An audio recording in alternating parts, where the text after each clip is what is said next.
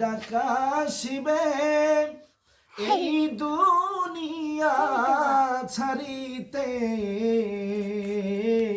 আপন কাপড় খুলে খুলে সাদা দাফন পরাইবে আল্লাহুম্মা সাল্লি আলা সাইয়্যিদিনা মাওলানা মুহাম্মদ ওয়া আলা আলি সাইয়্যিদিনা শাফি'িনা মুহাম্মদ আল্লাহুম্মা সাল্লি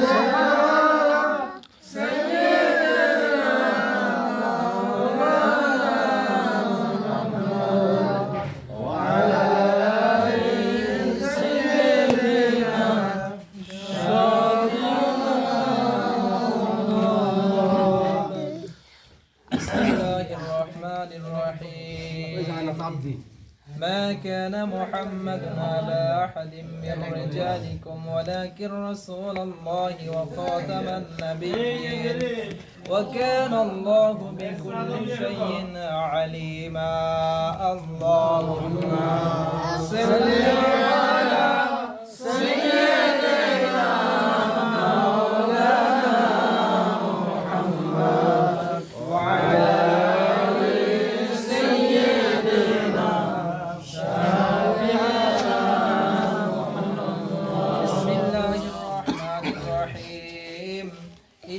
الله وملائكته يصلون على النبي يا أيها الذين آمنوا صلوا عليه وسلموا تسليما اللهم صل على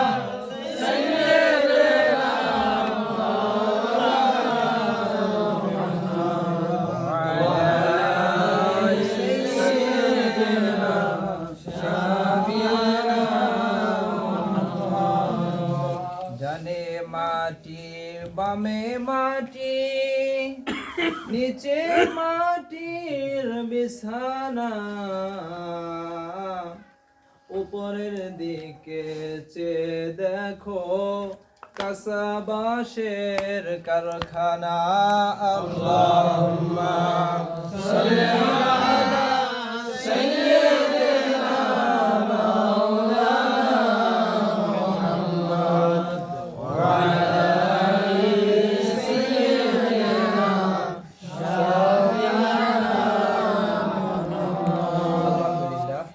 আল্লাহ পাকের দরবারে আলিশানে শুকরিয়া যে মহান আল্লাহ সুবহানাহু ওয়া তাআলা আপনাকে আমাকে দয়া করে মায়া করে দুনিয়ার মায়াজাল বেড়াজাল থেকে মুক্ত করে 14ই শাবান দিবাগত রাত আমাদের সামনে উপস্থিত হয়েছে। সেই রাতে বিশ্ব নবী সাল্লাল্লাহু আলাইহি সাল্লামের প্রতি দরুদ ও সালাম পেশ করার মতো সুযোগ করে দিয়েছেন। এই জন্য আমরা শুকরিয়া আদায় করি আলহামদুলিল্লাহ।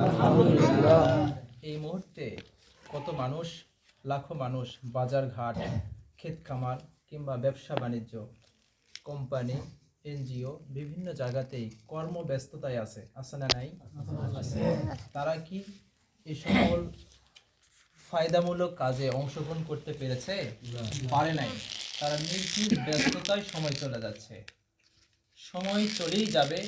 সময় মানুষের এমন একটা মূল্যবান সম্পদ যা আসে চলে যায়, কিন্তু সময় স্থির থাকে না। আরবিতে একটা প্রবাদ আছে, আল ওয়াক্তু লা ইয়ান্তাজিরুনা লিআহাদিন, সময় কাহার জন্য অপেক্ষা করে না। সময় কাহার জন্য অপেক্ষা করবে না। ইংরেজিতেও আসছে time and tide wait for none, অনেকেই জানেন। সময় কাহার জন্য অপেক্ষা করে না। সময় মানুষকে উচিত জবাব দেয়। আপনাকে যদি কেউ একটা কথা বলে, আঘাতপূর্ণ কথা, ঠিক না, এমন একটা কথা বলে দিল আপনার শরীরের মধ্যে লেগে গেছে, ব্যক্তি মনে করেন ইচ্ছাই বলেছে, হতে পারে অনিচ্ছায় বা নাও হতে পারে। যদি এরকম অনিচ্ছাই কিছু বলে থাকে বা ইচ্ছাই বলে থাকে, আপনি কয়েকটা দিন ধৈর্য ধরেন, ধৈর্য করেন আল্লাহর প্রতি, দেখবেন সময় চলে যাবে, আপনাকে ওই নির্দিষ্ট সময়ের জবাবটু আপনি দেওয়া হয়ে যাবে, সে ঠিক পেয়ে যাবে। খালি সময়ের অপেক্ষা করেন। সময় এমন একটা জিনিস পৃথিবীতে, এই সময়টাই হচ্ছে আমাদের জীবনে সবচেয়ে বড় মূল্যবান একটা সম্পদ। যখন মালাকুল মউত আমার জীবনে চলে আসবে, যখন শেষ ক্লান্তি লগ্নে দরজার সম্মুখে যখন তার চেহারা পরিস্ফুটিত হয়ে যাবে, আজকে যেমন আমি আপনি সশরীরে বসবাস করতেছি, চলাফেরা করতেছি, বাজার ঘাট, ক্ষেত কামার, ব্যবসা বাণিজ্য, প্রত্যেকটা দুনিয়ার কাজে আঞ্জাম দিতেছি, যখন মালাকুল মউত আমার দরজায় চলে আসবে, যখন বলা হবে জি ভাই ফেরেশতা যখন চলেই আসছো, আমার তো এখনো 1 বিঘা জমি কেনার রেজিস্ট্রি সামনে রবিবার, তুমি আমাকে কিছু একটা সময় দাও, আমি রেজিস্ট্রিটা একটা করে ফেলা, জমি রেজিস্ট্রিটা করে ফেলা। দিবে? দিবে না। যদি বলা হয় আমার 99 বিঘা জমি কিনা হয়ে গেছে, আর 1 বিঘা জমি কিনলে আমার 100 বিঘা জমি হবে, আমার জীবনে একটা সফলতা মনে হয় আসবে, তুমি আমাকে একটু সময় দাও, দিবে? দিবে না। পৃথিবী গোটা দিলেও দিবে না। যেমনই ভাবে আমাদেরকে ইতিহাস শিক্ষা দেয়, যখন সাদ্দাত বেহেশত তৈরি করেছিল, আমাদের অনেকেরই জানা, সাদ্দাতের জন্ম এমন একটা ক্লান্তি, এমন একটা সময় গেছে, যেই সাদ্দাতকে আল্লাহ রাব্বুল আলামিন চতুষ্প জন্তু যারা বাঁচিয়ে রাখছিলেন, ইতিহাস অনেকেরই জানা। বাঘ মানুষ করেছিল তাকে, একটা বাঘিনী তার দুধের ছটপটানিতে সেই বাঘের দুধ খেয়ে সাদ্দাত বড় হয়েছিল। আল্লাহ তাআলা তাকে বড় করবেন।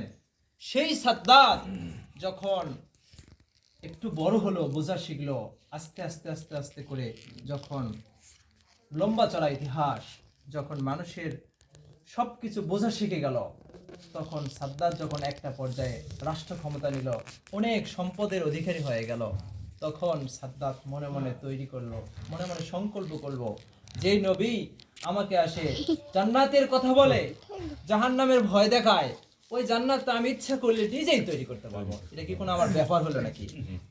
তখন সাদ্দাত সেই সন্তানকে আল্লাহ রাব্বুল আলামিন, ওনার মা মারা গিয়েছিল সাগরের মধ্যে, একটা লঞ্চ ডুবিতে মারা গেছিল, লম্বা চড়া ইতিহাস অনেকেই জানা, হুজুরও জানে। বিষয়টি যখন এমন একটা পর্যায়ে গেছিল, যখন সাদ্দাত মানুষের কাছ থেকে যার যত স্বর্ণ আছিল, সমস্ত স্বর্ণগুলো যখন একত্র করা শুরু করলো, ওখান থেকে একজন মহিলা তার কন্যা সন্তান বা নিজের সন্তানের জন্য যে মালা বা চেন নিছিল, ওই সন্তানের কাছ থেকে যখন চেনটি নিয়ে আসছিল, মা তখন বলেছিল, কান্না জড়িত কণ্ঠে, অশ্রুমাখা মুখ নিয়ে বলেছিল, সাদ্দাত তুমি আমার এই সম্পদটুকু নিয়ে গেলে, তোমার শেষ ঠিকানা ওই জান্নাতে তুমি ঢুকতে পারবে না। এই যে মনের মধ্যে যে একটা কান্না, মনের মধ্যে যে একটা দুঃখ, আল্লাহর দরবারে মঞ্জুর হয়ে গেছে, বলেন সুবহানাল্লাহ। সাদ্দাত যখন বালাখানা তৈরি করে ফেলা হয়ে গেল, হাজার হাজার শ্রমিক কয়েক দীর্ঘ শত বছর ওখানে পরিশ্রম করে যখন বেহেশত তৈরি হয়ে গেল, সাদ্দাত ঢুকবে, তখনই একজন ভিক্ষুকের আকারে হযরতে মালাকুল মউত তার কারা দরজায় আসছে, বলে একটু নামো, কথা আছে। বলছে কি কথা? আমার এখন কথা বলার সময় নেই, আমি এখন ভিতরে ঢুকবো, বলো, আসে একটু পরে বলো। বলছে নামেন। বলছে একটু একটু নামেন। বলছে না এখন না, একটু পরেই আমি আসি, আপনি তোমার কি দরকার বলো, আমি দিয়ে দেবো। বলছে না, একটু একটু নিচে নামেন। কানে কানে বলতেছে, সাদ্দাত আমি হলো মালাকুল মউত। তখন সাদ্দাতের কাঁপুনি শুরু হয়ে গেছে। তখন সাদ্দাতের কি হয়েছে? কাঁপুনি শুরু হয়ে গেছে। তখন বলতেছে, মালাকুল মউত ফেরেশতা আপনি আসছেন কি কাজের জন্য? বলছে এক্ষুনি তোমার জানটা নিয়ে যেতে।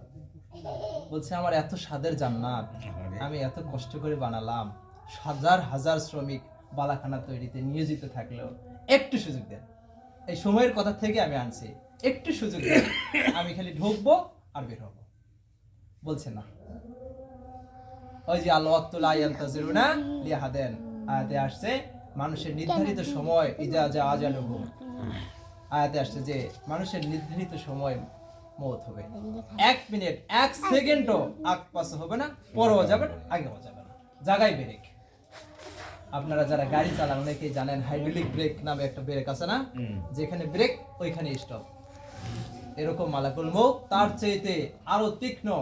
আবার জিজ্ঞেস করতে পারেন যে হুজুর মালাকুল মউত তাহলে এত এত তীক্ষ্ণতার সঙ্গে ব্রেক করে, এত তীক্ষ্ণতার সঙ্গে আসে, এত বিচক্ষণতার সঙ্গে পরিচয় দেয়, তাহলে লক্ষ কোটি কোটি মানুষ দেখা যায় লঞ্চে একবারে আগুন লাগলে দেখা যায় কোনো বাড়িতে 100 জন মানুষ মারা যায়, 150 জন মানুষ মারা যায়, তাহলে এত মানুষকে আজরাইল মালাকুল মউত কিভাবে জানতো?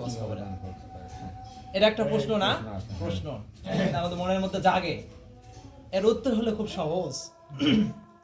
এক মালাকুল মউত প্রত্যেকটা ফেরেশতা আকারে, ওনাদের আকারে বড়, আল্লাহ তাআলা বড় করেছেন। কত বড় আল্লাহু আলাম। শুধু ইসরাফিল আলাইহিস সালাতু ওয়াস সালামের মাথার মধ্যে হাদিস শরীফে যেটুকু আসছে আমি ওইটুকুই বলতেছি, মাথার মধ্যে যদি সাগরের যত পানি আছে ইসরাফিলের সমস্ত পানি, ক্ষেত খামারের যত পানি, সমস্ত পানি যদি মাথার মধ্যে দেওয়া হয়, এই পানিগুলো গয়ে আপনার কান পর্যন্ত আসবে না। এত বড় মাথা। তাহলে মাথা যত বড় হয় শরীর কত বড়? আপনি আমি ভাবেন না ওই সিংহে ইসরাফিলের একটা ফুৎকারে যে এত ঘটনা ঘটবে, কেন ঘটবে? তাহলে মানুষ যত বড়, ওয়েটের ওই কথা বলার ওজনও কিন্তু তত বড়। আমার তখন বুঝে আসছে যে আল্লাহ তাআলা এটা কিভাবে ঘটাবেন। তাহলে প্রত্যেকটা ফেরেশতা এরকম বড় বড় ফেরেশতা, এত বড় ফেরেশতা আল্লাহ তাআলা মজুদ করে রাখছেন। সেই মালাকুল মউতের কাছে গোটা পৃথিবীটা একটা হাফ প্লেট ভাতের মতো।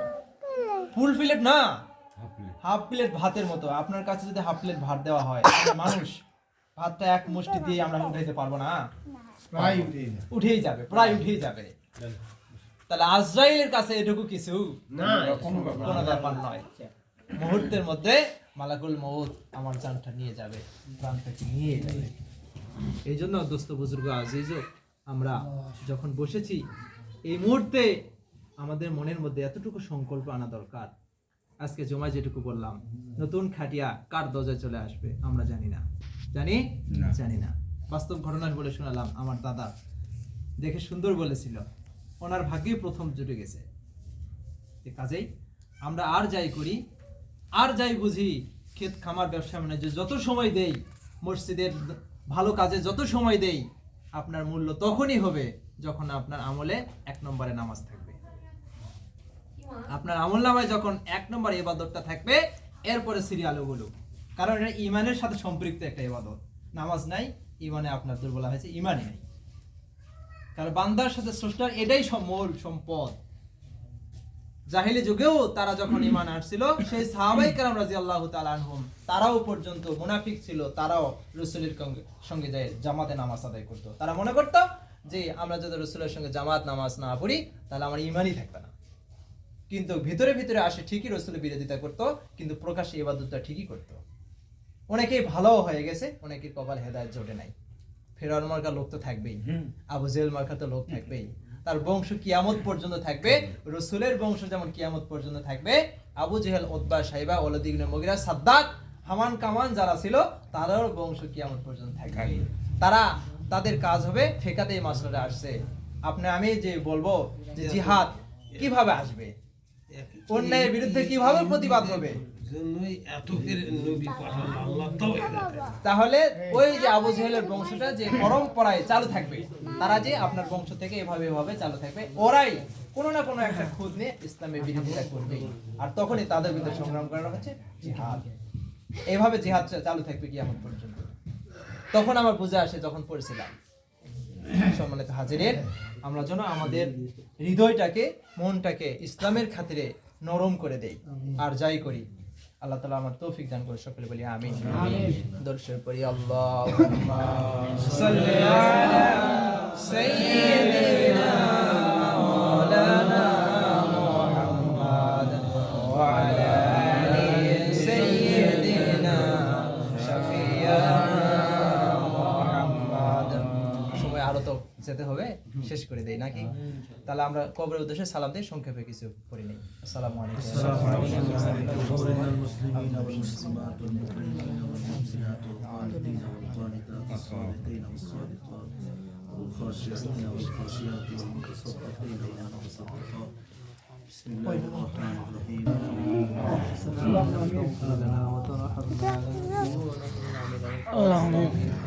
ربنا آتنا في الدنيا حسنة